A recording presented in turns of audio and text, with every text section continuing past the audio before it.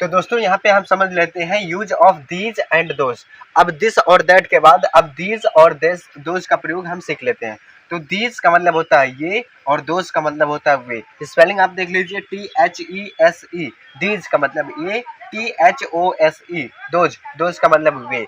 ये दीज और दोज ये दोनों दिस और दैट के बहुवचन यानी प्लूरल फॉर्म है। तो बहुवचन का मतलब होता है कि एक से अधिक वस्तुएं हो, एक से अधिक हो।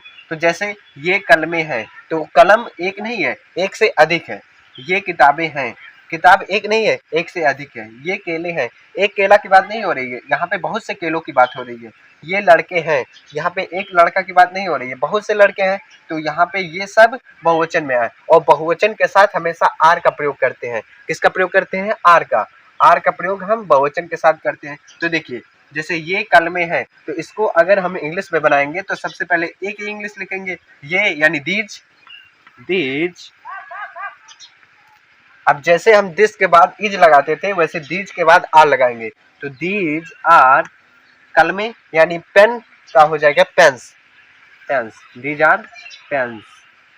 और पेन्स यानी बहुवचन है तो बहुवचन के पहले ए या एन नहीं लगाते हैं, एक वचन के पहले ए या एन लगाते हैं।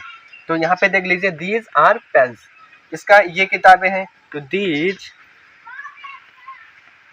आर बुक्स,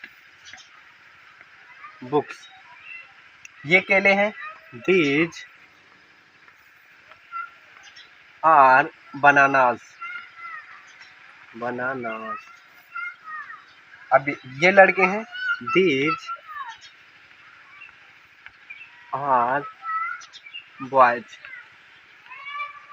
देखिए यहाँ पे देखिए ये कलमे हैं, दीज आर पेन्स। हमने कुछ नहीं किया, यहाँ पे देखिए ये की स्पेलिंग लिख दिया हमने दीज। फिर उसके बाद यहाँ पे है कि जो इंग्लिश है, यहाँ पे है कि इंग्लिश लगा दिया आर, उसके बाद इसके English pens, these are pens. ये किताबें हैं, दीज आर बुक्स। ये केले हैं, दीज आर बनानास।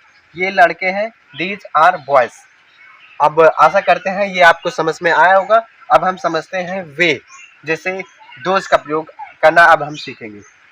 अब यहाँ पे आप देखिए वे लड़के हैं, वे कुत्ते हैं, वे बकरियां हैं, वे लड़कियां हैं।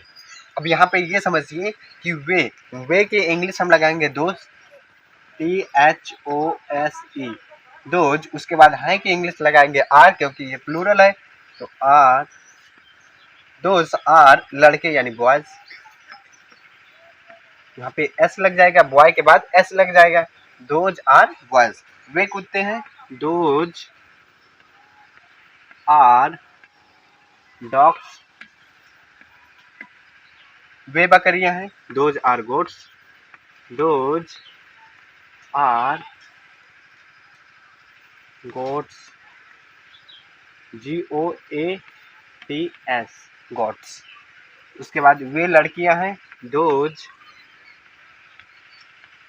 Are girls.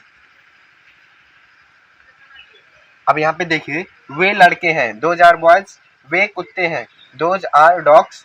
वे बकरियां हैं, दोज आर गोट्स। वे लड़कियां हैं, दोज आर गर्ल्स। अब आपको यहाँ पे ये समझना है दिस और दैट में कि दिस का प्रयोग एक वचन के लिए और दैट का प्रयोग एक वचन के लिए और दीज और दोज का प्रयोग बहुवचन के लिए करते हैं। दिस और दैट के साथ इज आएगा और दीज और दोज के साथ आर आएगा। यही आपको समझना है। आशा करते हैं ये आपको समझ में आया होगा। तो मिलते हैं अगले वीडियो में, तब तक के लिए धन्यवाद।